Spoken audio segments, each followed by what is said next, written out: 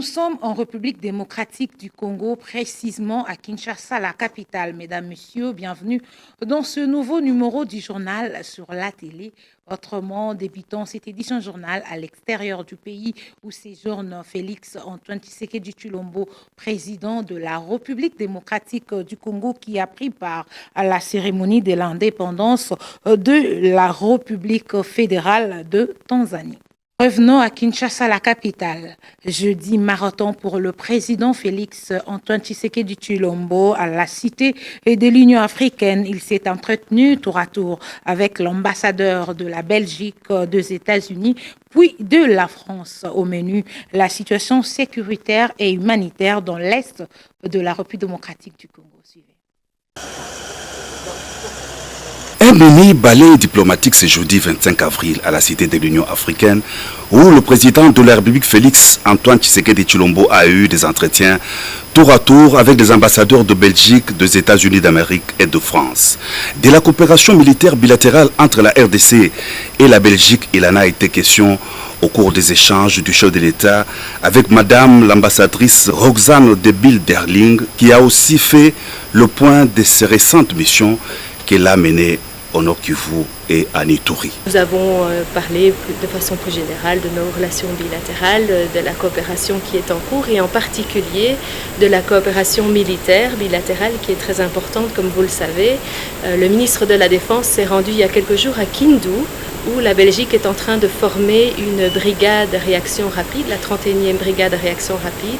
Et donc là, il y a une partie de la formation qui se terminait pour un bataillon et donc le ministre de la Défense s'est rendu sur place. Donc nous avons aussi échangé sur les perspectives de poursuivre cette coopération militaire. La situation sécuritaire et humanitaire préoccupante dans l'Est de la RDC était aussi au menu de l'entretien que le président de la République a eu avec l'ambassadrice des États-Unis d'Amérique en RDC, Lucie Tamlin. Les États-Unis sont dans le premier plan des pays qui a répondu à la situation humanitaire avec l'assistance pour la population affectée. Et nous avons aussi été le tout premier pays de dénoncer l'agression rwandaise. On va continuer dans ce sens et nous essayons de vraiment trouver une solution pacifique. Avec l'ambassadeur de France, Bruno Aubert, il a été évoqué notamment la prochaine visite du président de la République, Félix Antoine Tshisekedi Tshilombo, à Paris. On parle inévitablement de la position, de la situation à l'est du pays. Vous connaissez notre position, on a vu plusieurs expressions publiques au Conseil de sécurité des Nations Unies, par la voix de nos autorités politiques aussi à Paris. Donc la situation qui est très grave à l'est, très grave pour les populations congolaises, sera au cœur des entretiens entre le président Tshisekedi et le président Macron. Donc nous avons bien évidemment évoqué ces sujets. Les trois diplomates ont exprimé la volonté de leurs pays respectifs de soutenir la RDC face à la situation sécuritaire et humanitaire dans l'est du pays et de concourir à une solution pacifique dans cette partie du territoire national. Rendons-nous cette fois-ci en province. Le vice-premier ministre, ministre de la Défense nationale congolaise, Jean-Pierre Bemba Gombo, a lancé un dialogue intercommunautaire entre les Ituriens et le groupe armé dans l'objectif de faire régner la paix dans cette contrée.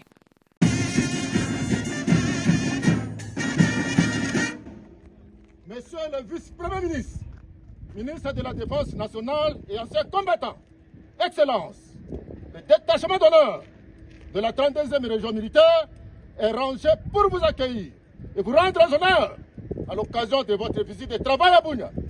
Je vous invite à passer le détachement en revue. Arrivé l'avant-midi de ce jeudi 25 avril à Bunia, le vice-premier ministre, ministre national de la Défense et ancien combattant, a lancé officiellement le dialogue inter-iturien réunissant les groupes armés et les représentants de toutes les 21 communautés de l'Ituri. En présence du comité provincial de sécurité, le gouverneur militaire, le lieutenant-général Luboya Kashamadjouni, a d'entrée de jeu circonscrit le cadre de ces assises qu'il a qualifié historique car c'est pour la première fois que les communautés ituriennes et les groupes armés parlent des sources des problèmes qui rongent la province de l'Ituri devant le ministre de la Défense. Juste après, les échanges ont été lancés par Jean-Pierre Bemba Gombo qui a accordé la parole aux participants pour comprendre les contours du problème qui déstabilise l'Ituri. Tour à tour, les participants ont révélé le point de vue qui, selon eux, attise le feu en Ituri. Il s'agit notamment des problèmes liés aux limites administratives pour les uns, les problèmes de minerais de l'or ou encore la manipulation d'origine inconnue pour les autres. Pendant plus de 4 heures du temps, le VPM a recueilli les points de vue des participants en ces premiers jours du dialogue qui va se poursuivre demain dans la salle Rema Plaza avec le seul objectif en toile de fond, le retour d'une paix durable en Ituri. Notons que tous les groupes armés de l'Ituri avaient signé le cessez-le-feu le vendredi 19 avril dernier en présence de Jean-Pierre Bemba, vice-premier ministre, ministre de la Défense et ancien combattant. Retournons à Kinshasa. Coup d'envoi le jeudi 25 avril 2024 de la session ordinaire de mars à l'Assemblée provinciale de Kinshasa. Cette session a coïncidé avec le début de la campagne électorale pour l'élection de gouverneurs, vice-gouverneurs et sénateurs. La déventure de l'Assemblée provinciale de Kinshasa et les bâtiments voisins de cet organe délibérant sont envahis par le banderole reprenant le message de campagne de candidats, sénateurs, gouverneurs et vice-gouverneurs. Les députés provinciaux de Kinshasa ont débuté ce jeudi la session ordinaire de mars.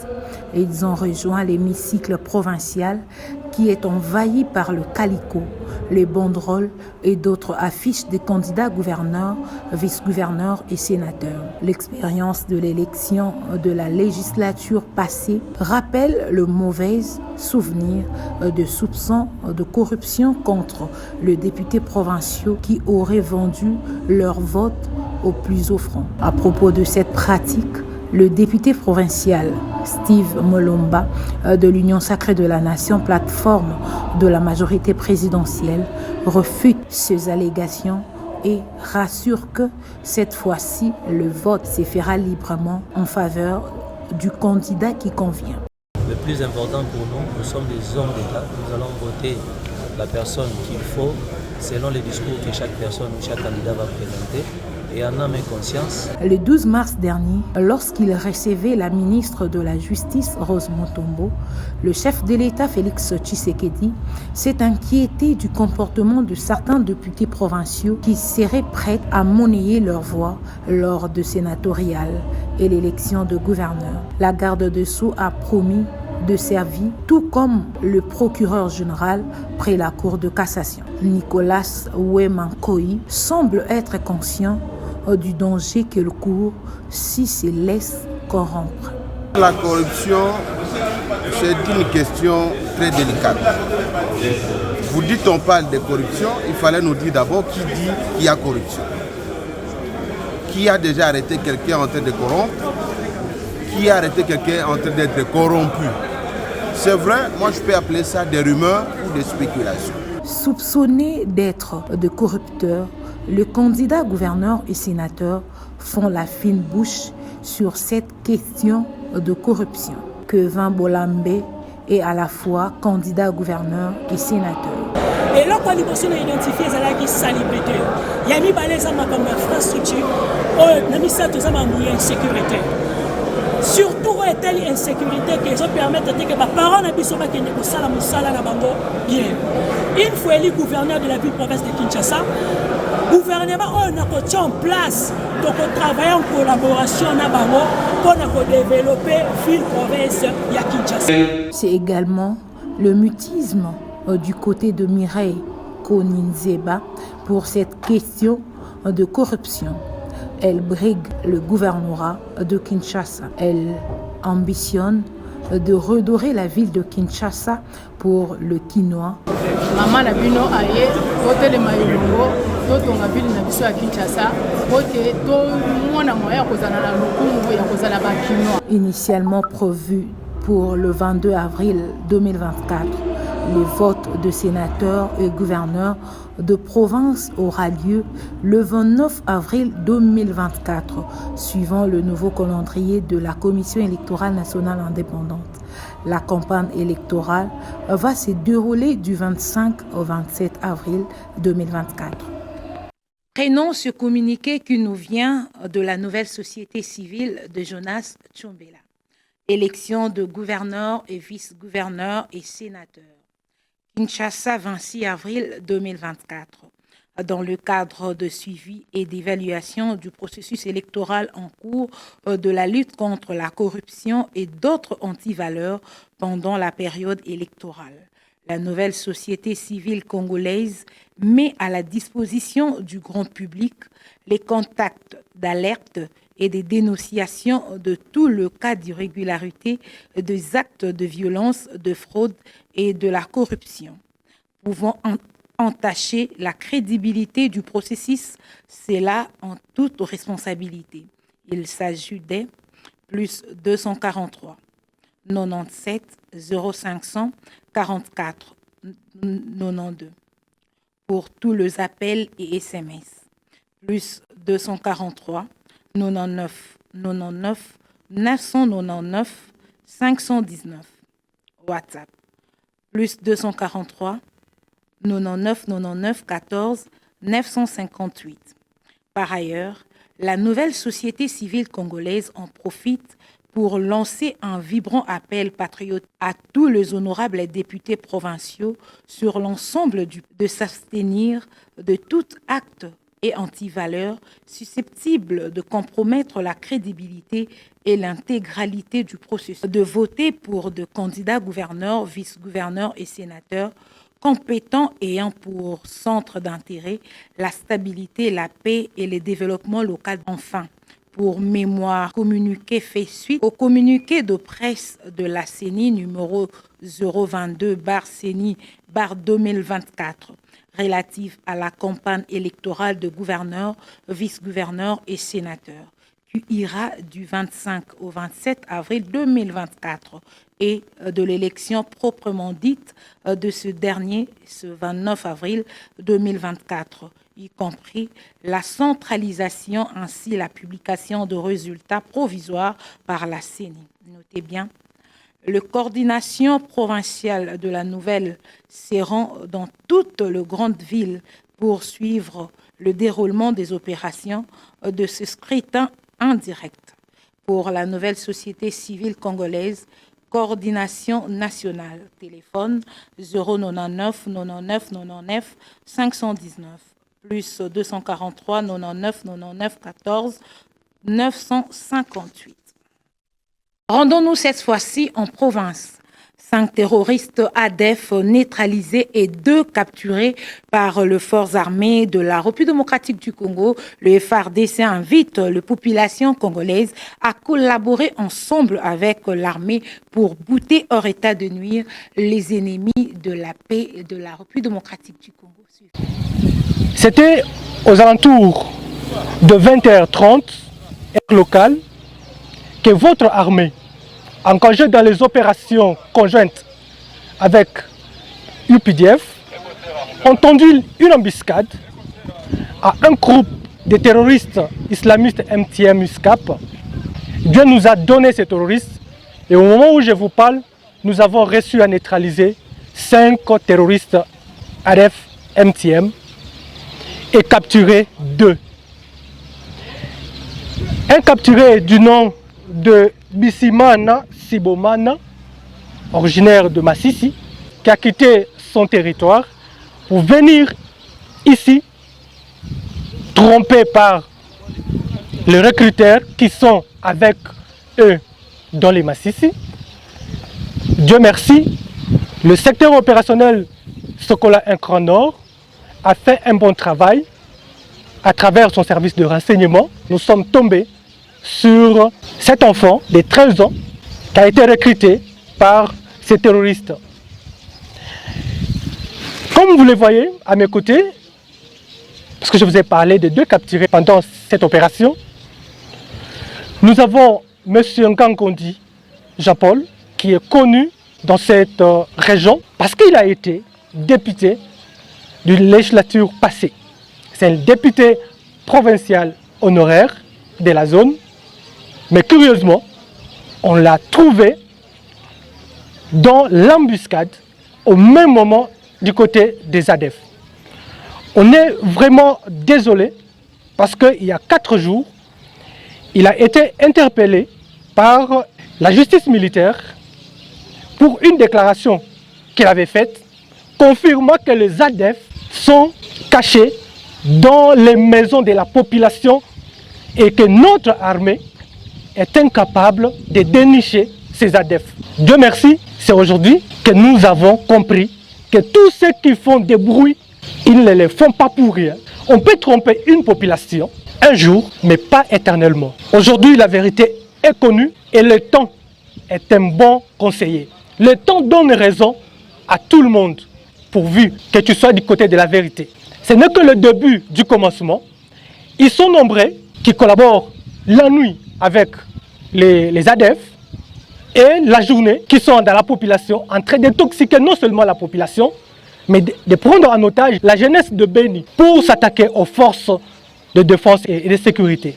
Toujours en province, une grande délégation de la Cour pénale internationale et des bailleurs de fonds au profit de victimes, en tête l'ambassadeur allemand en République démocratique du Congo séjournant en Ituri dans l'affaire Germain Katanga qui avait fait plus de 300 victimes dans l'attaque de village Bokoro le 24 février 2003.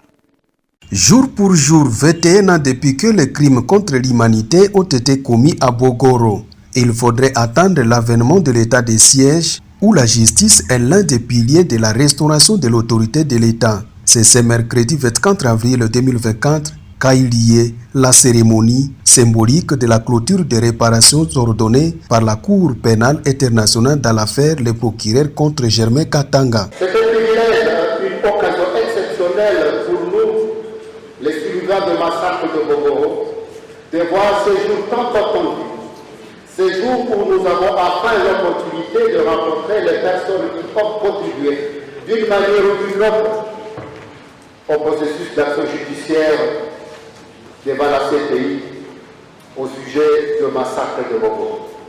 Dénoncer le mal, dire non au crime et parer la route en toute mauvaise entreprise, message à la contre des Ituriens du point focal de la Cour pénale internationale à la présidence. Nous devons renverser cette contradiction morale qui consiste à penser au prix d'un poste qu'à la faveur de sa gloire, les sangs ne comptent pas et nous devons tous ensemble dire non au crime par les dénonciations. Le gouverneur militaire qui a présidé cette cérémonie a compati avec les survivants des massacres d'hier à Bogoro et d'aujourd'hui, tout à l'heure exhortant de garder l'espoir et reconnaissant les défis à relever pour un avenir meilleur. Vraiment de cœur avec toutes les victimes de l'Italie et on a senti aussi beaucoup de douleur, mais la douleur ne doit pas nous affaiblir.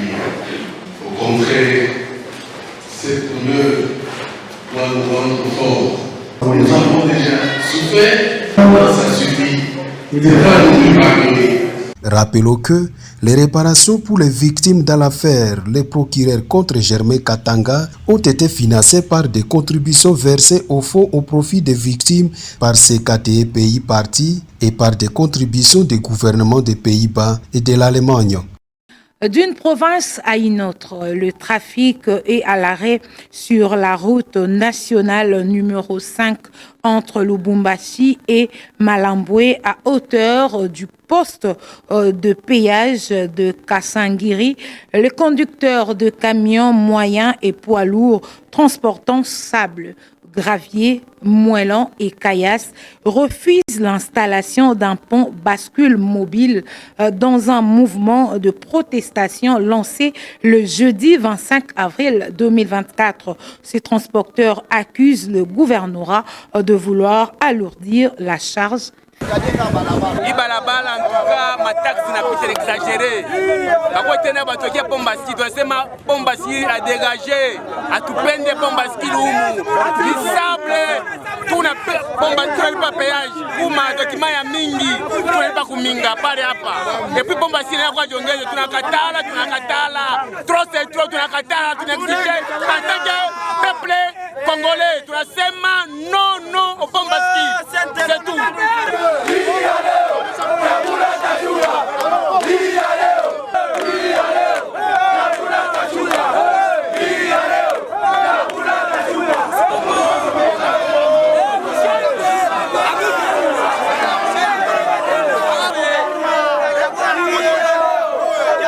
Péage au Kasumbalesa ni 12 500. Oh, Akwigala ke Pombaski la ipitake. Ukushia tukunaripa $100. Oh, je, 10 roues, $60. Seke munatafuta kutonea. Jua kusema shitu bakia bafakaboshi ba chauffeur ba huku. Hatupende kuprofite ba chauffeur. Mapeage eske tutatumikia gouvernement. Tunasema mutoshe Pombaski. Kama mnapenda Pombaski libakie peage itoke.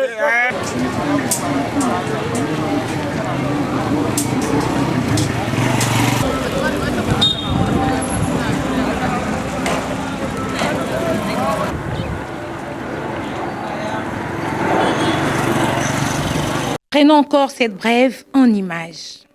10h10, heure locale de la province du Nord Kivu, plus précisément à Goma. L'aéroport international de Goma a été momentanément fermé à cause de la présence d'un aéronef qui avait bloqué la piste.